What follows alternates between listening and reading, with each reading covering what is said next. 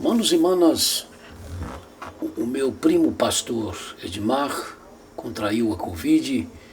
Segundo notícias, ele não está muito bem. Eu gostaria então que os irmãos orassem por ele, que nós acrescentássemos também o seu nome no nosso livro de intercessão. Quero aproveitar também, irmãos, esta oportunidade para pedir aos irmãos a autorização para um recesso. Eu estou esta semana de recesso, estou apenas fazendo esse vídeo, inclusive pedindo aos irmãos perdão, porque até o final da semana eu não vou fazer mais nenhum vídeo. Eu preciso me recolher um pouco, né? Eu estou bem de saúde, mas estou muito cansado, né? E precisei dar uma saída estratégica. Já deixei tudo organizado com o nosso ministro de música e culto, e nós estaremos, inclusive, assistindo também as transmissões, não, dos nossos cultos. A Rússia, o Reino Unido e agora o Canadá começaram a testar as suas vacinas contra a Covid-19 em grupos específicos, mas já fora, né, daqueles que se apresentaram para testá-las. Segundo o que se sabe, é que o governador de São Paulo já teria negociado a vacina feita em parceria com a China para 11 estados, enquanto o governo federal aguarda resultados de análises sobre algumas vacinas que estão chegando à sua fase final, entendendo que essa vacina feita entre São Paulo e junto com a China não estão se encaixando, segundo o governo, nas normas que se exigem, né, para a aprovação de uma vacina. Diante disto, meus amados e amadas, recrudescem as posições contrárias à vacinação, sob a alegação, principalmente, de que o tempo foi curto, né? E aí entram alegações de que tais vacinas são um trabalho mundial, visando poder eliminar parte da população mundial a partir dos próximos anos, sem que tenha então de se associar às mortes às vacinas contra o coronavírus e outras vacinas, que elas também visam, inclusive a vacina contra a Covid-19, visa esterilizar as mulheres e alterar os DNAs dos seres humanos que as usaram.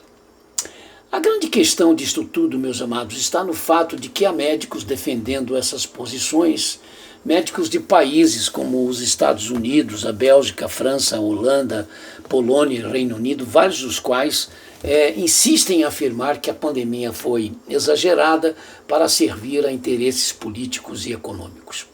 Eles alegam que, se fazendo o mesmo alarde em relação às vítimas que morrem, por exemplo, da influenza, a gripe comum, o mundo estaria ainda mais em pânico, porque o número dessas vítimas é maior, para não falar das mortes causadas pelo câncer, porque se neste ano de 2020 morreram até ontem 1.619.389 pessoas por causa da Covid-19, já morreram neste ano por causa do câncer 7.849.603 pessoas, quase 5 vezes mais. Imaginem, eles dizem, imaginem a imprensa anunciando essas mortes pelo câncer como faz com as mortes causadas pela Covid. Imagine o mesmo repórter que disse ontem mais 433 pessoas morreram de ontem para hoje no Brasil, vítimas da Covid-19, se esse mesmo repórter dissessem mais 2.060 pessoas morreram de câncer de ontem para hoje no Brasil. Por que a imprensa não faz isto? Esses médicos perguntam. Por que não faz isso quando o câncer alcança os que estão dentro das nossas casas, aos que moram ao lado, aos parentes, aos amigos, com quase 5 vezes mais intensidade?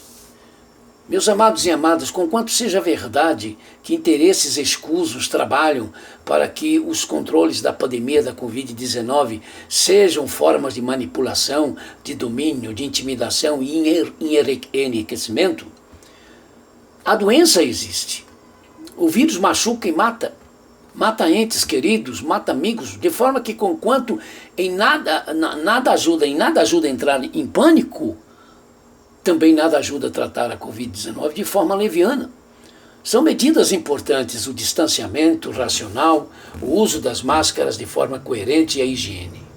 Quanto ao uso da doença para controle, manipulação política e social, enriquecimento, isso um dia será revelado, meus irmãos, porque, como diz a palavra de Deus, nada é feito encoberto que não venha a ser revelado, conhecido. Quanto ao se vacinar ou não, tem de ser a opção de cada um de nós. Nós não somos médicos e nem cientistas, só nos resta saber dos médicos nos quais nós confiamos a opinião deles, especialmente se eles são cristãos. É importante saber o que eles pensam. Há de se ter cuidado para não se entrar em pânico e também não se entrar numa paranoia religiosa, dando ouvido a pessoas doentias do tipo daquelas que já estão dizendo que a vacina será uma forma de alterar o DNA das pessoas para que elas possam acreditar no anticristo, para que elas possam receber o anticristo. Crer, seguir os anticristos e permitir na vida os sinais da besta são evidências de vidas sem Cristo, o que significa que isto já está espalhado em meio à humanidade desde há muito tempo. João, o presbítero, no seu tempo, disse em sua carta: também agora muitos se têm feito anticristos, por onde conhecemos que já é a última hora. 1 de João 2,18. Vamos fazer de contas que isto venha a ser possível.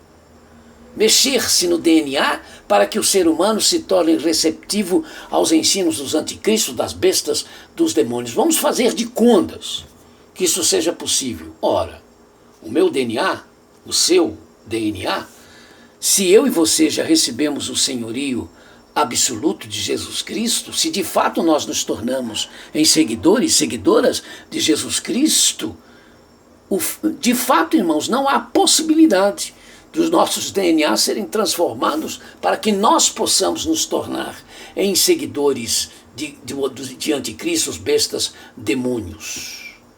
Nós temos o DNA dos adoradores de Deus.